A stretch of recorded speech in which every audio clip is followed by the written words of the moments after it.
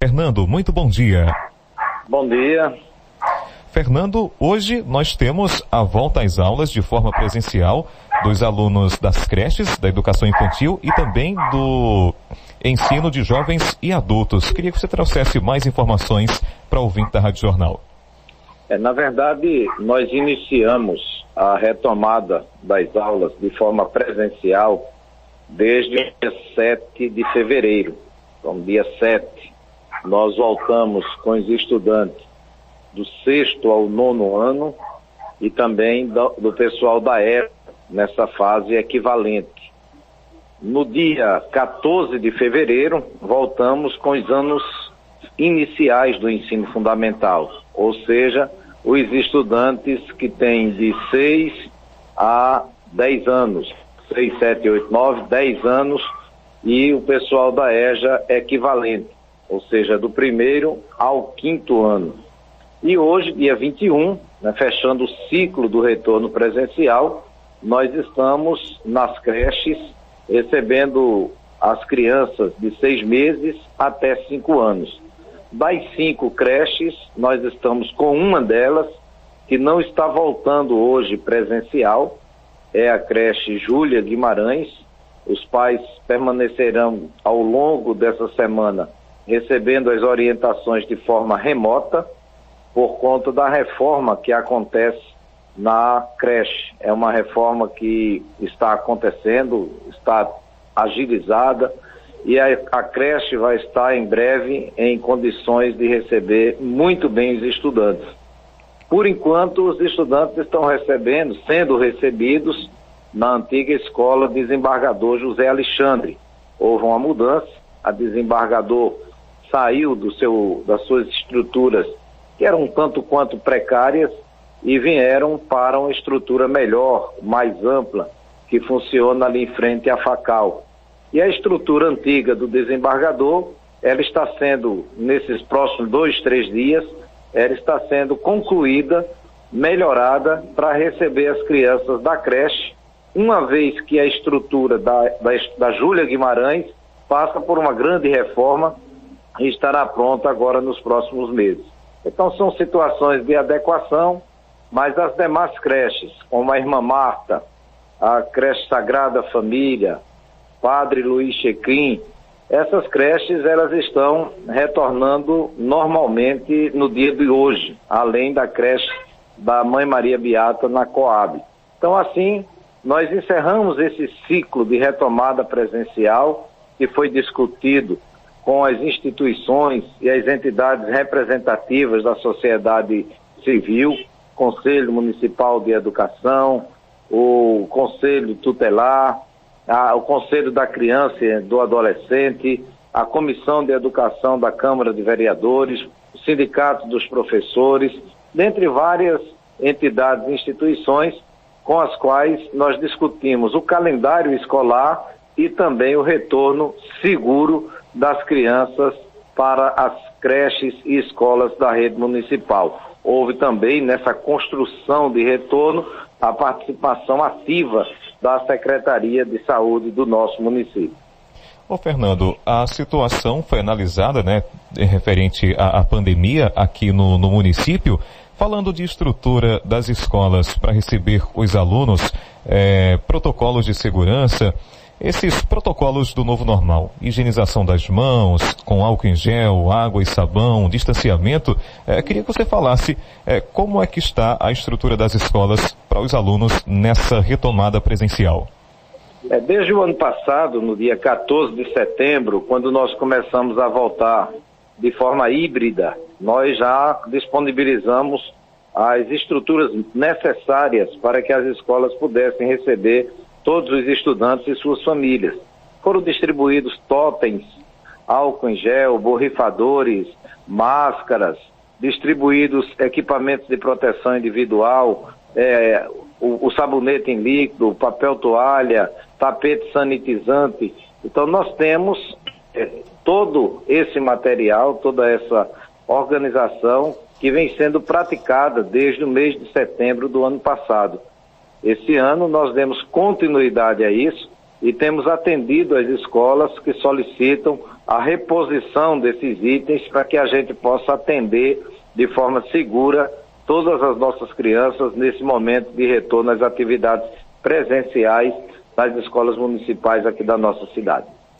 Fernando, você falou também em ajustes em uma reforma na creche Júlia Guimarães. Como é que estão os trabalhos? Exato. A creche, assim que nós assumimos o ano passado, nós detectamos que a obra, havia sido iniciada uma obra na creche Júlia Guimarães, mas, no entanto, a obra se encontrava parada. E nós tentamos recuperar o processo de retomada dessas obras, mas, infelizmente, não foi possível retomar com a empresa que estava inicialmente, e todo um novo processo foi iniciado para que a gente pudesse fazer essa reforma. Então, com todo esse processo realizado, ao longo do ano, algumas idas e vindas, nós conseguimos iniciar praticamente um ano depois, mas as coisas, infelizmente, às vezes acontecem assim no serviço público, por conta de licitações, certidões, algumas coisas que nós tivemos que colocar em dia para que a gente pudesse, cumprindo os prazos, chegar à retomada na prática da obra da Júlia Guimarães. Essa obra foi retomada na prática agora no último dia 17 de janeiro, com um prazo máximo de 120 dias para estar concluída. Nós acreditamos pela dinâmica, pela agilidade que está sendo dada pela empresa que venceu o processo de licitação, nós acabaremos, antes desse prazo, nós estaremos com a Júlia Guimarães totalmente recuperada, totalmente pronta para receber nas suas unidades originais, né, as crianças que lá estão matriculadas. Por enquanto, como eu já disse no início, essas crianças elas estarão sendo atendidas no antigo espaço onde funcionou a Escola Desembargador José Alexandre.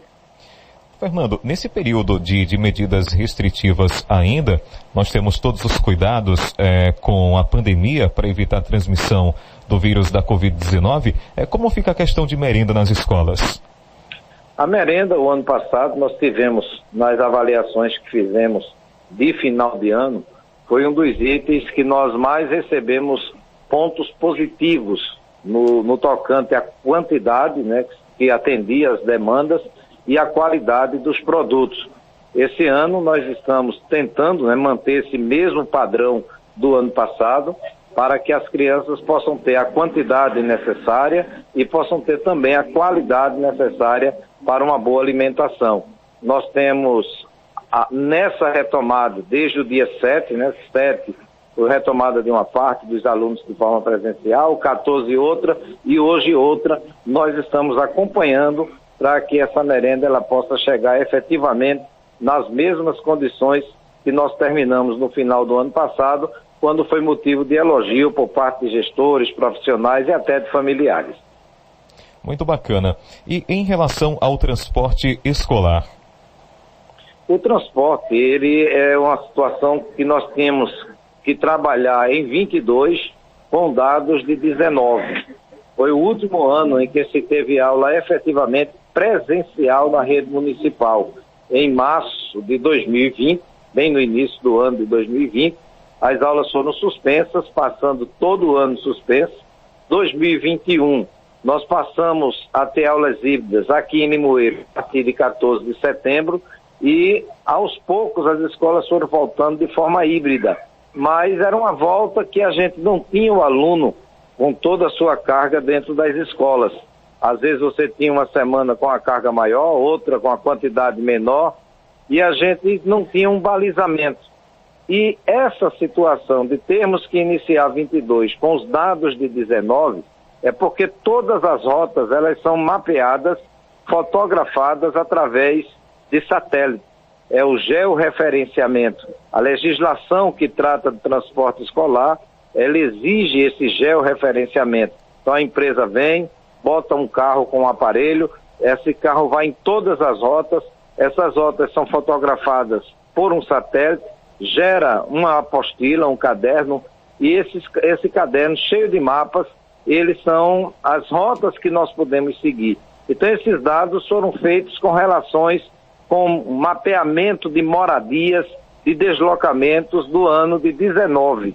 Então, evidentemente, quando a gente chega em 22, nós temos algumas rotas que ficaram de fora, algumas rotas que não foram ativadas, e isso gerou alguns desencontros em termos de atendimento, que nós estamos com veículos próprios, não da empresa terceirizada que venceu a licitação, porque ela tem que seguir rigorosamente o georreferenciamento, mas com veículos nossos, que nós pegamos em janeiro de 21 com um veículo da prefeitura, um ônibus rodando, e em janeiro de 22 nós estávamos com 17 veículos nossos rodando para cobrir essas rotas que não estão no georreferenciamento. E estamos já iniciando o processo, hoje às 14 horas temos uma reunião para iniciar um novo processo de georreferenciamento para, com os dados atualizados, a gente fazer as novas rotas, fotografar através do satélite, construir esse georreferenciamento para que a gente possa atender cada vez melhor os nossos alunos, dividindo por veículo a quantidade de alunos necessárias, a quantidade que cada veículo comporta, para a gente evitar o que nós temos ainda hoje, que é superlotação em algumas rotas, em alguns veículos. Então nós estamos também cuidando dessa questão do transporte dos veículos, para que a gente possa ter, num breve espaço de tempo, recuperado toda uma condição de transportar com toda a segurança, toda a tranquilidade, toda a qualidade que o nosso aluno merece, para que ele possa se deslocar com as famílias ficando tranquilas, os horários respeitados, tudo organizado para que os nossos alunos eles possam efetivamente ter o seu direito de acesso à escola. Ô Fernando, existe uma previsão para que essas mudanças ou melhorias sejam feitas? E sim, nós hoje temos essa reunião às 14 horas, estamos discutindo com a equipe de licitação, com o pessoal que faz a composição das rotas, são engenheiros que fazem a composição das rotas, para que a gente possa iniciar, quem sabe, já logo após o Carnaval, o processo de licitação. Às vezes acontece que uma empresa que perde a licitação, ela entra com recurso, então você tem que esperar que o recurso dela seja julgado, que haja um posicionamento judicial e que a gente possa iniciar ou dar andamento ao processo anterior, iniciar um novo processo para garantir que essa questão da rota, do processo licitatório, de forma bem transparente, ele possa acontecer. Então, nós estamos agilizando, né? Nós estamos trabalhando com a perspectiva de remanejamento de rotas, de aditar o contrato que já existe. Então, estamos buscando esse aditamento, que também faz parte da reunião de hoje à tarde. O aditamento significa a gente colocar um percentual além do que está licitado nessa licitação atual. Então nós estamos vendo quais são essas rotas principais, necessárias. Fizemos todo um levantamento ao longo desse mês de fevereiro. Nós usamos esse mês de fevereiro como um laboratório para que a gente veja, cheque efetivamente quais são as rotas que nós temos maior quantitativo permanente de alunos, para que a gente possa, nesse aditamento, prioritariamente atender essas rotas que tem uma demanda maior e que os veículos estão vindo com a carga além do que a gente gostaria que viesse, dando assim, garantir esse conforto dentro da quantidade de alunos por veículo, espaço que o veículo comporta. Entendo. Agora, em relação aos alunos, agora em 2022, ao número de alunos nas escolas, depois da pandemia, Fernando, não sei se você tem esses dados, mas, por exemplo, se você observou uma desistência, uma insegurança por conta dessa pandemia? Nós tivemos em janeiro de 2021, quando nós assumimos a secretaria, um quantitativo de 5.400 alunos na rede. Alguns desses passaram o ano todo de forma remota, não assistiram aulas presenciais. Mas, no geral, nós chegamos a 6.000 alunos no final do ano, bem próximo de 6.000 alunos. Esse ano, seguindo uma tendência que infelizmente foi nacional, nós detectamos no início de fevereiro uma baixa no número de alunos. O quantitativo de alunos ele ficou aquém do número de alunos que nós terminamos no ano de 21. Uhum. Tivemos aí algo em torno de 300 e tantos alunos a menos. Mas na última semana, a última semana agora, a semana, não essa que passou, a anterior a ela, nós já tínhamos recuperado 146 alunos no processo de busca ativa, de conversar com as famílias, de mostrar a importância da escola, E, enfim, essa busca ativa, ela começa a dar resultados. E 2 semanas atrás, nós tivemos uma recuperação de 146 alunos na rede municipal.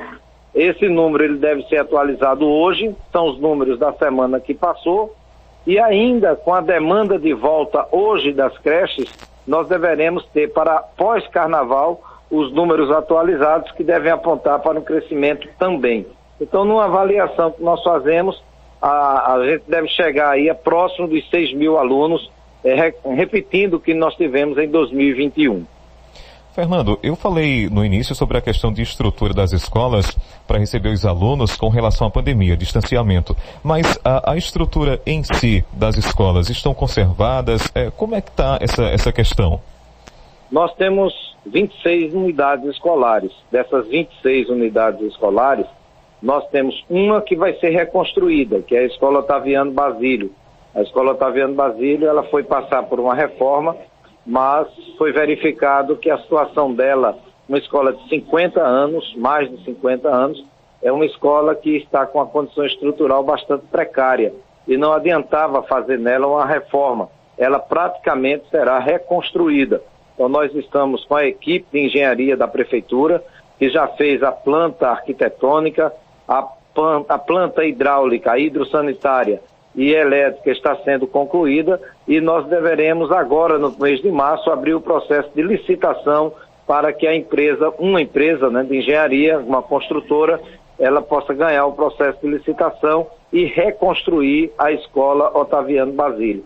A estrutura que nós vimos na planta é uma escola moderna, uma escola que vai ficar muito diferente do que é hoje, uma escola que vai atender com muito mais conforto, segurança e de forma organizada pedagogicamente para que os alunos possam no seu dia a dia ter a condição de aprender mais e melhor. Então a Escola Otaviano Basílio é uma reconstrução, esse custo ele deve ficar, não, com certeza vai ficar acima de R$1 milhão, as contas ainda, o cronograma e a planilha está sendo fechada para agora em março nós publicarmos o processo de licitação e iniciarmos a reconstrução. Nós temos 4 escolas que estão numa situação de, digamos assim,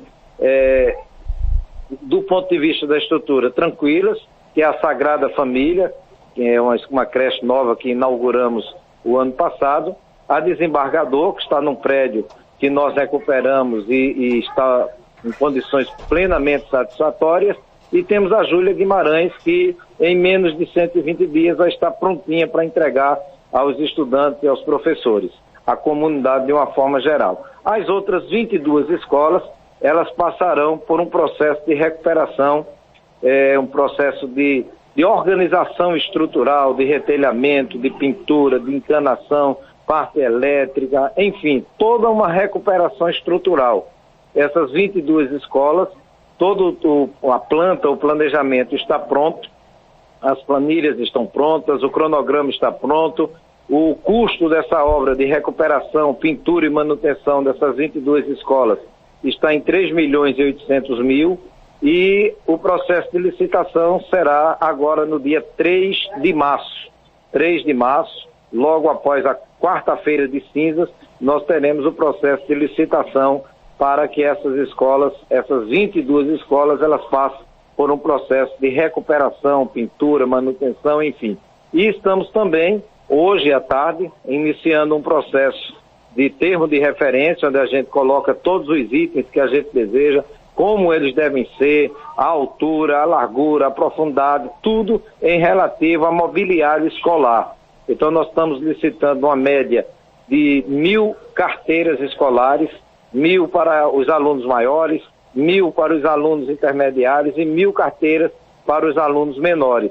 Também a parte de berços, de mobiliário de creche, enfim, todo o mobiliário de escola.